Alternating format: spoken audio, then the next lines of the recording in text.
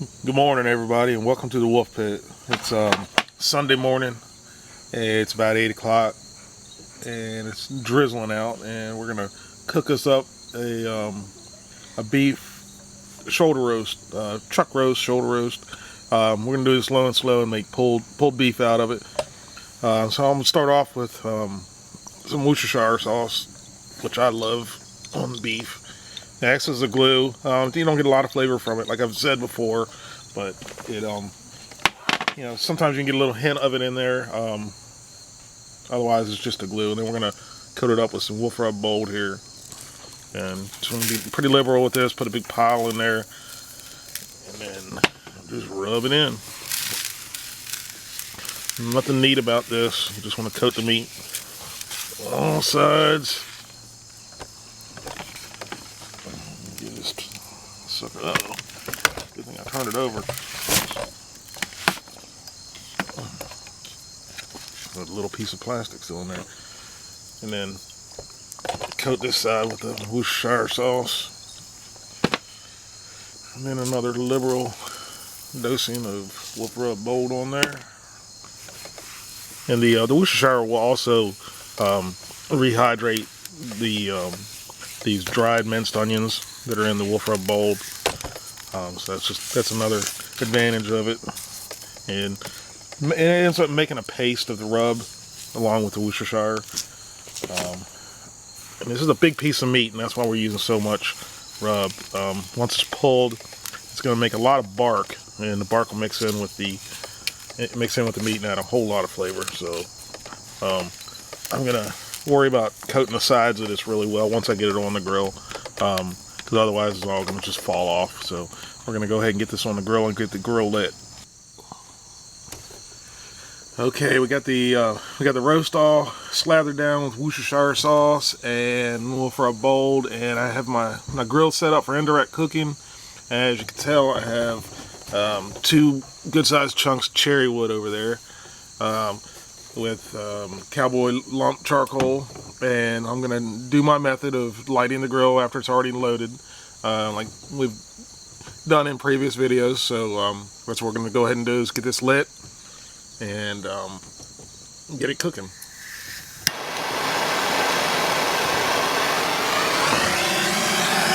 Again, you only need to light a little small spot of this for roughly 30 seconds.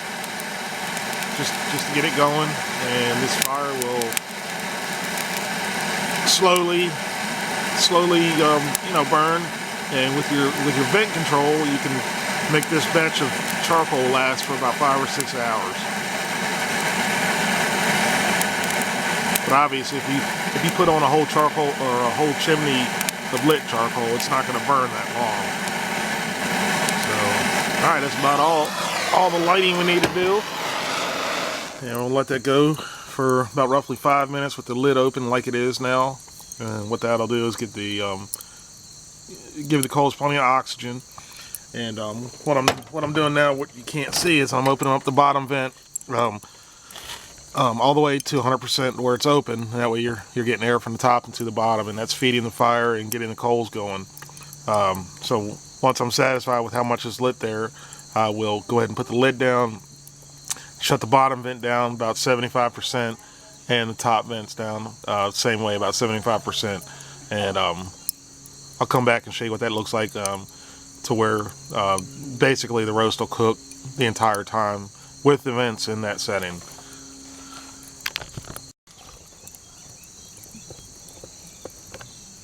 Alright, about 5 minutes has gone by after we've lit the charcoal with the map torch, and I'm going to go ahead and put the lid down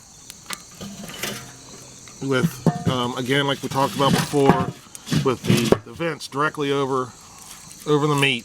And I'm going to close this vent down about 75%, meaning, obviously there's only a 1/4% open, so leave that like that. And then I'm going to close the bottom vent down, obviously what you can't see, to about the same position.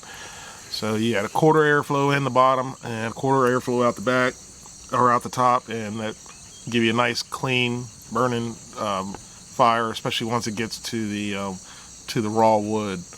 So as you can tell, it's already starting to smoke.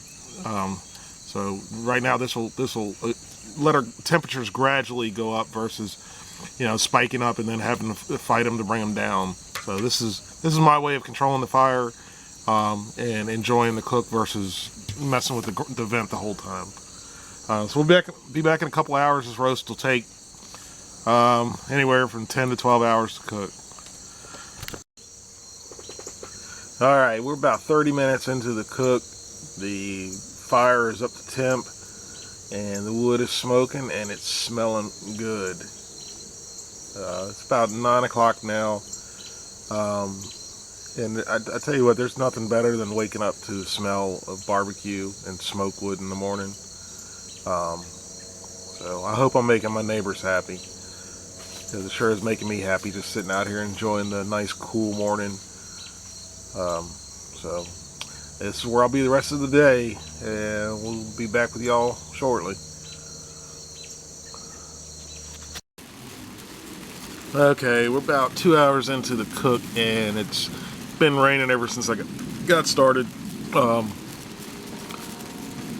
Luckily we still got the easy up from yesterday's party, so we're gonna check on the meat and see what it's doing.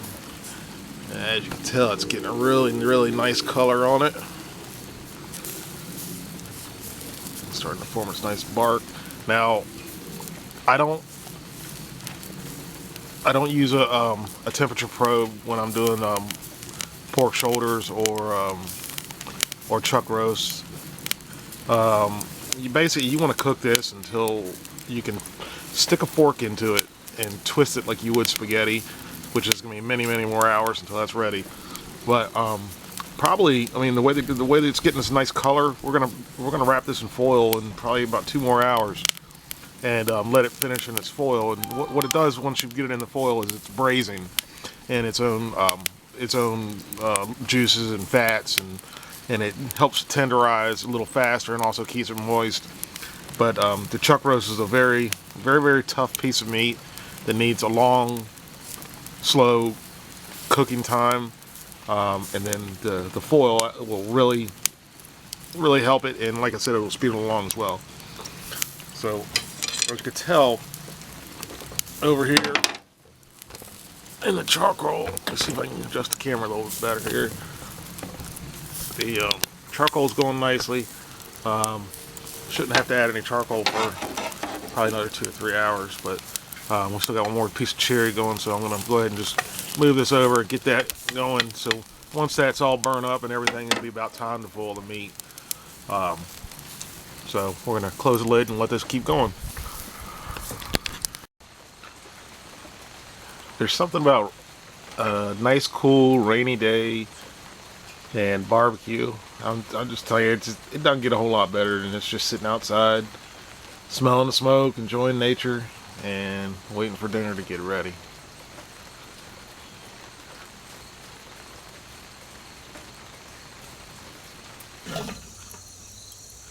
All right, about 4 hours have gone by, and the roast's got a really nice bark on it. And what we're going to do now is go ahead and foil it. Double wrap it in heavy duty aluminum foil.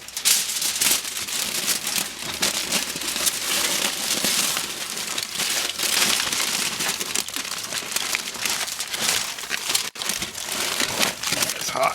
You might want to use some gloves when you do this too. Just make sure you got it wrapped up real tight.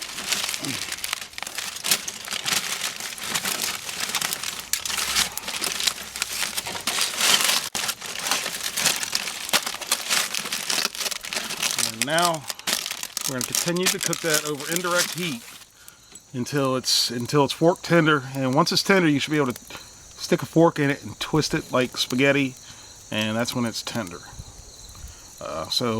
It's been cooking for a little over 4 hours now. Figure it's probably got at least another 4 hours to go until dinner time, so we'll check on it here in a couple more hours. Alright, we're here at about the 10-hour mark, and the meat is done. I'll check it once we get it into a pan. We're going to go ahead and take it off the grill and pull it, and we'll be right back. Okay, we've taken the the chuck roast off the grill. What we're gonna do now is just open up the foil and let it cool down a little bit before we pull it, because obviously it's gonna be pretty daggone hot.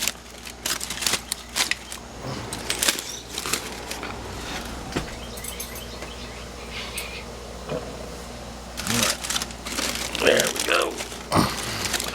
And we'll let all the juices go down into the pan. Flip this out. If I can get my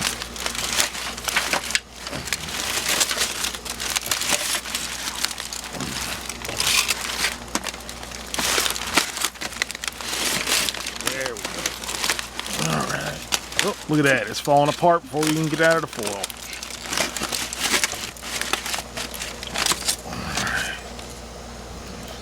Felt like there were some juices in there.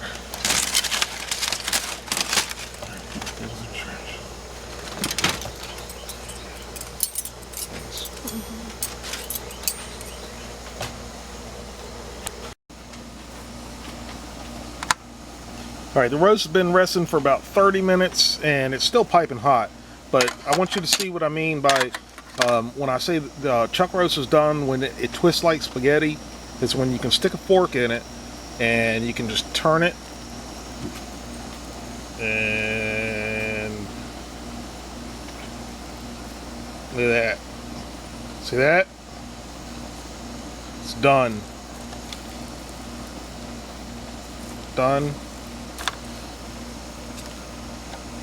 Done. Okay, so we're gonna go ahead and take 2 forks and just pull this apart. Look at that. Oh boy, the camera's steaming up there.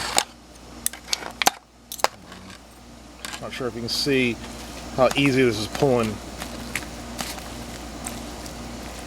but it's like butter. And that's how you tell when a chuck is done. You know, if you want to monitor temperature, fine, but you know, just use temperature as a guideline, not as a rule. So when you know, start testing for tenderness around 195, or you can even go 190, or you know, but between 190 and 200 degrees, and then it should be able to pull like this.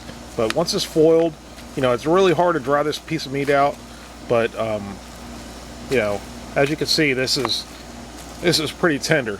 So we'll be back in a few minutes after we pull this up and get some sandwiches ready, and we're gonna eat. I'm gonna give my daughter a little piece of this to try it and see what she thinks. So let's hear what her response is. It's good. What? It's really good. All right, there you go. She's my best critic. So we'll be back in a little bit.